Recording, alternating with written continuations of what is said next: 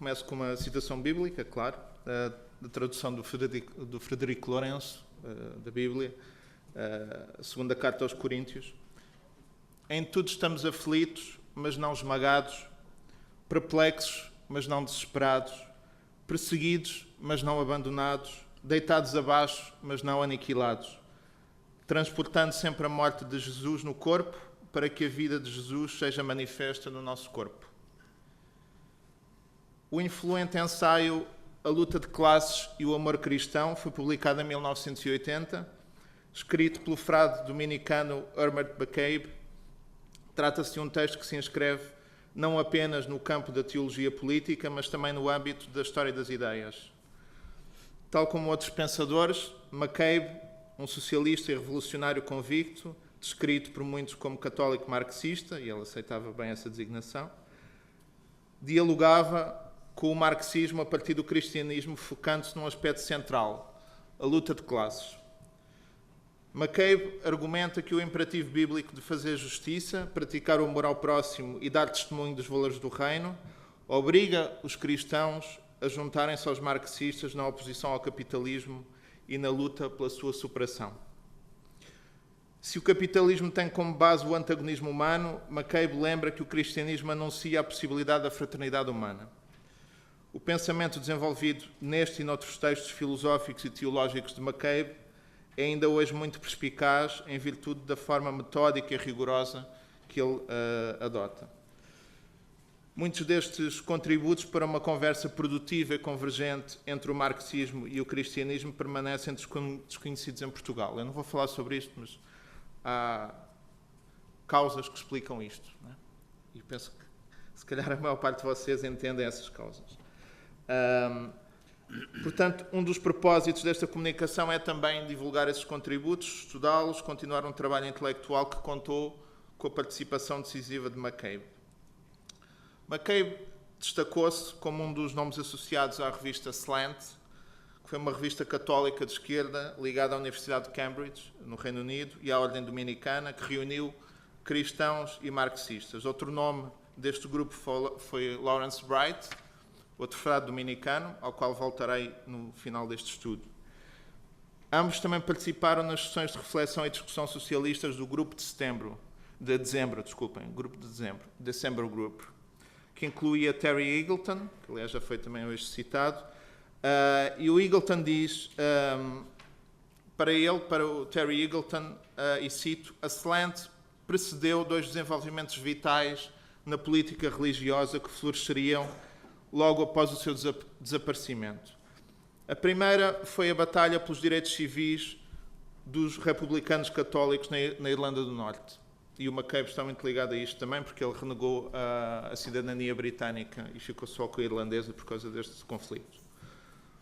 O segundo foi a teologia da libertação e a luta na América Latina. Fim de citação. Então, primeira parte, definir a luta de classes, expor o capitalismo. Em Luta de Classes e Amor Cristão, o padre salesiano Giulio Girardi liga a questão da luta de classes à consciência cristã. E diz ele, a luta de classes é ao mesmo tempo um facto e um método para as classes oprimidas, exploradas, subalternas, escreve ele. Ou seja, é o resultado de uma sociedade dividida em classes sociais com interesses antagónicos, é, ao mesmo tempo, uma exigência num processo de libertação da opressão, da exploração, da subalternização. A sociedade nova, a terra sem amos, é fundada no princípio da liberdade, diz ele. Eis um ponto importante nesta batalha política. A liberdade, que tanto ocupou o pensamento de Marx, foi deixada como bandeira para o pensamento liberal, que dela se apropriou para proclamar a liberdade individual de poucos sobre a sujeição de muitos. Ainda hoje, essa bandeira não voltou a ser reclamada com vigor pelos marxistas, reconhecendo a liberdade pessoal e a solidariedade social como inseparáveis. Por isso, Girardi entende que, e cito, a experiência da liberdade é acompanhada de um potencial de universalidade que ela projeta imediatamente para o mundo. Fim de citação. A distorção do conceito de classe no capitalismo é evidente e muito difundido. Usado como uma simples categorização a partir do nível de rendimento, tem-se tornado uma forma de fugir à discussão das relações de produção, isto é, do capitalismo. McCabe coloca as coisas de forma cristalina, e cito: "Não são as diferenças de riqueza que causam as diferenças de classe, mas as diferenças de classe que criam as diferenças de riqueza." Fim de citação. E depois explica como o marxista, como uma parte substancial da riqueza produzida pelo trabalhador é apropriada e acumulada pelo capitalista, procurando maximizar os seus lucros. Na emergência daquilo a que Marx chama sociedade civil, o dominicano lembra que, e cito, "teoricamente, para todos os efeitos, todas as pessoas são livres nesta sociedade. Apenas estão vinculadas ao contrato que firmam." Fim de citação. Tal seria verdade se os interesses dos trabalhadores e dos capitalistas não colidissem e gerassem ganhos mútuos e equiparáveis. Tal seria verdade se não existisse uma hegemonia económica, social, política, cultural dos segundos sobre os primeiros, que constitui uma amputação da democracia. Mas, como argumenta McCabe, e cito, "o capitalismo não é um sistema, é um processo. É um processo de luta, de competição, fundamentalmente entre o capitalista e a fonte principal de todo o valor económico, os trabalhadores." Fim de citação. A descrição do funcionamento do capitalismo continua, identificando possibilidades de transformação. Através da produção industrial em massa, o capitalismo criou as condições para a emergência de uma classe trabalhadora organizada. Criou também liberdades democráticas, meios de comunicação relativamente livres, isto é a expressão que ele utiliza, o princípio de igualdade perante a lei que uma classe trabalhadora organizada pode utilizar para aumentar o seu poder político. Mas, quando este poder se torna demasiado ameaçador, a democracia burguesa regride para a política do estilo feudal, a que chamamos fascismo. Então escreve McCabe: "O fascismo é, grosso modo, a combinação da economia capitalista com a política feudal." Fim de citação. Em síntese, o conflito entre classes é intrínseco ao capitalismo, faz parte da sua dinâmica como processo. Visto pelo lado dos capitalistas, o conflito circunscreve-se ao processo e reforça-o. Visto pelo lado dos trabalhadores, o conflito é destrutivo para o processo. McCabe cita o que Marx escreveu em Miséria da Filosofia sobre a inevitabilidade da existência de uma classe oprimida numa sociedade baseada no antagonismo entre classes. Escreve Marx: "A libertação da classe oprimida implica, portanto, necessariamente a criação de uma sociedade nova. E a condição de libertação dessa classe é a abolição de qualquer classe." Fim de citação. Eis as três ideias fundamentais, então, sobre a luta de classes, segundo McCabe.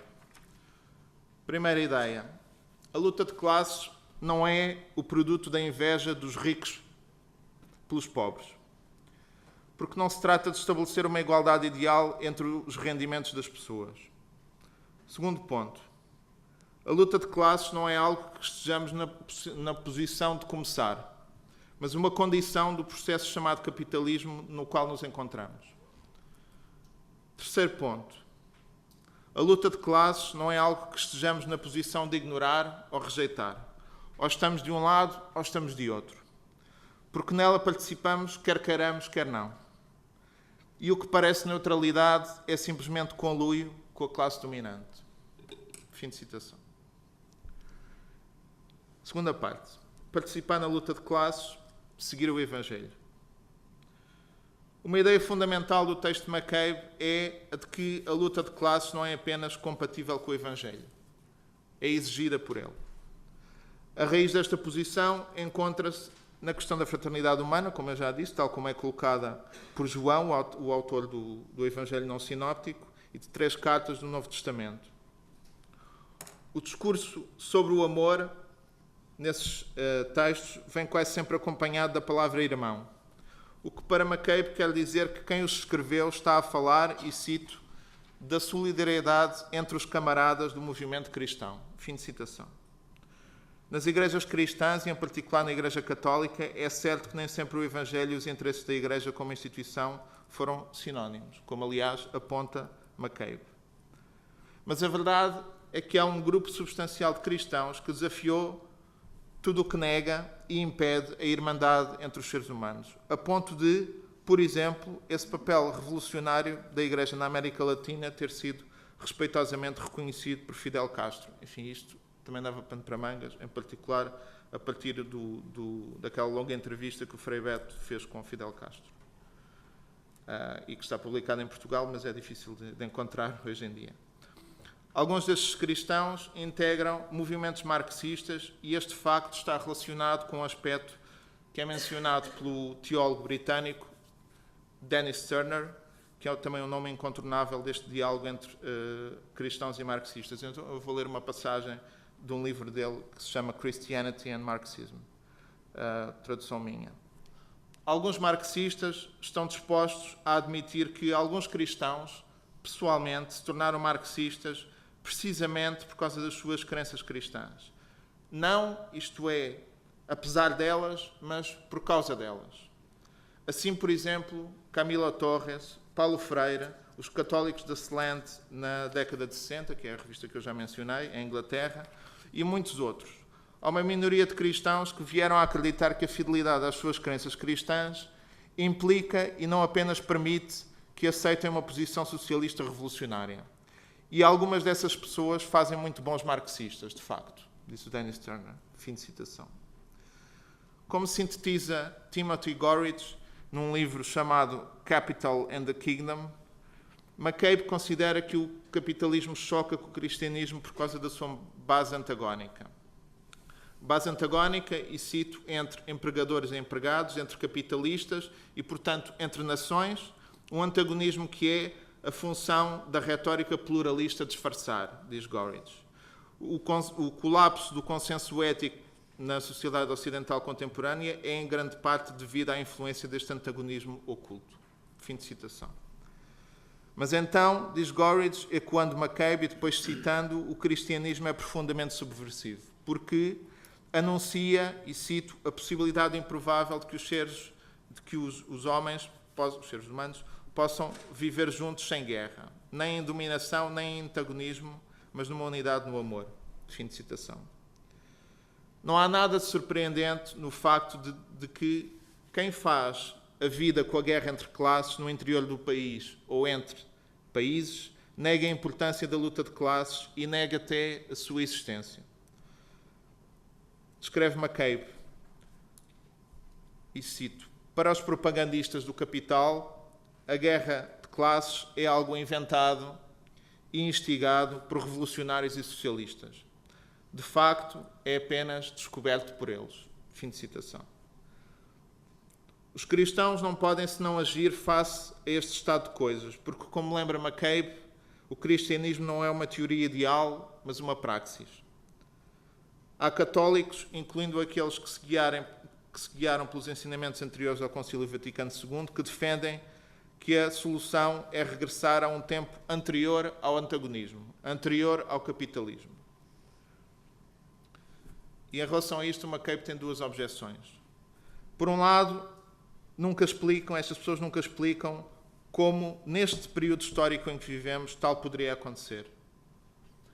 Precisamente porque a solução que propõem é uma solução ahistórica e idealista. Por outro lado, ao propor esta solução, desviam a atenção da realidade presente da guerra de classes e, objetivamente, ajudam quem quer que essa guerra se perpetue. A classe capitalista, precisamente. Daí que McCabe insista, e cito, a única forma de acabar com a guerra de classes é ganhá-la. Fim de citação.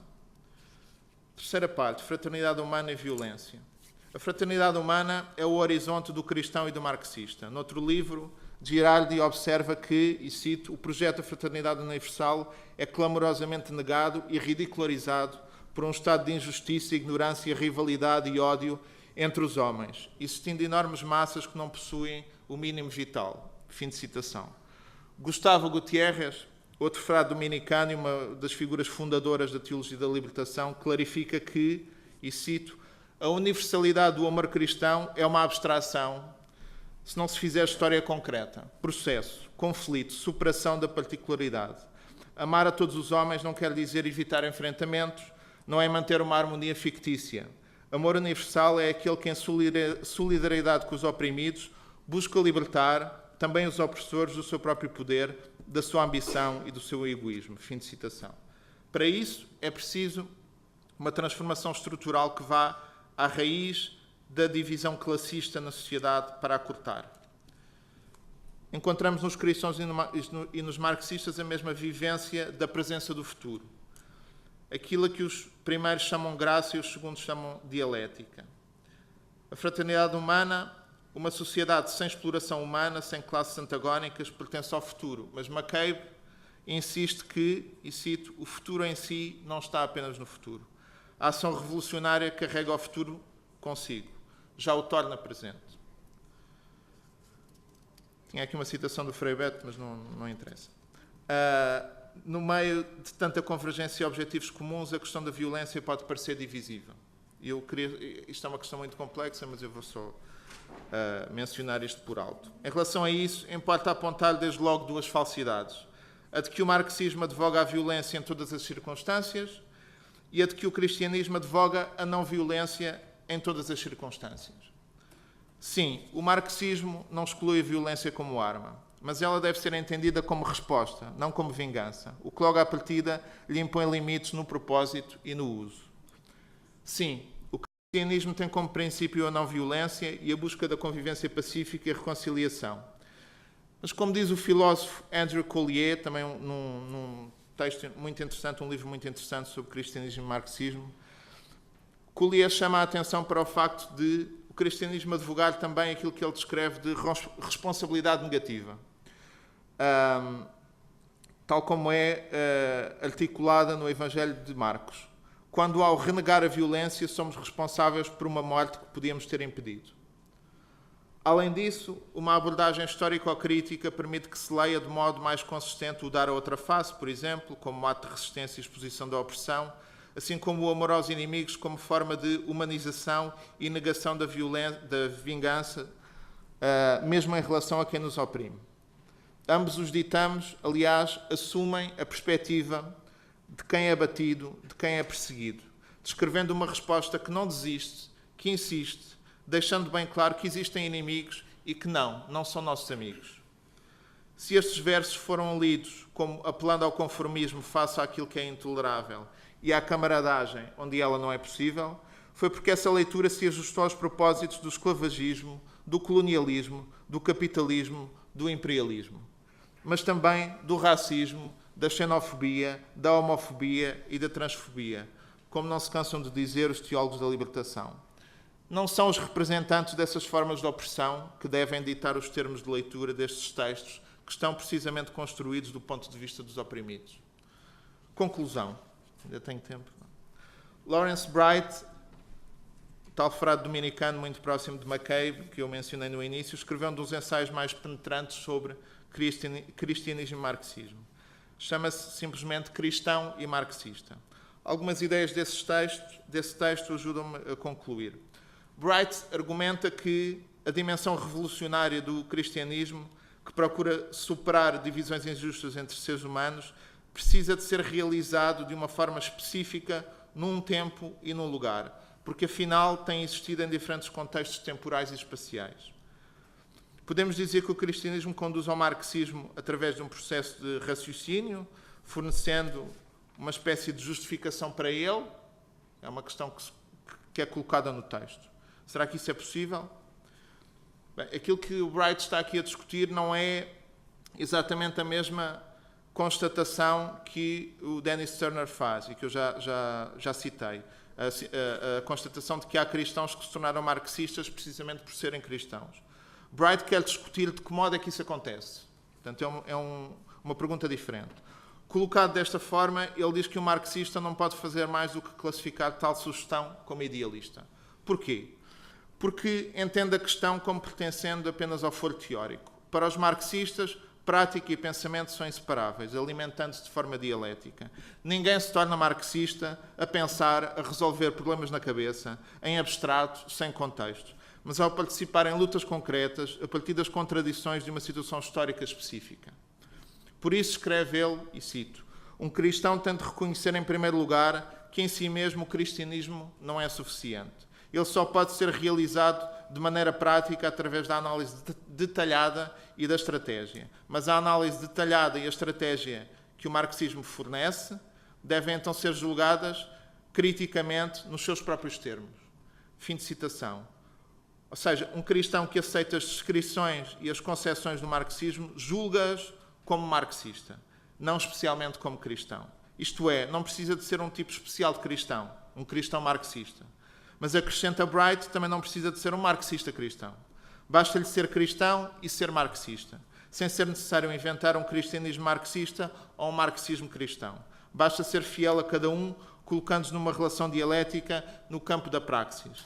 E eu penso que McCabe concordaria com esta afirmação. Muito obrigado pela atenção.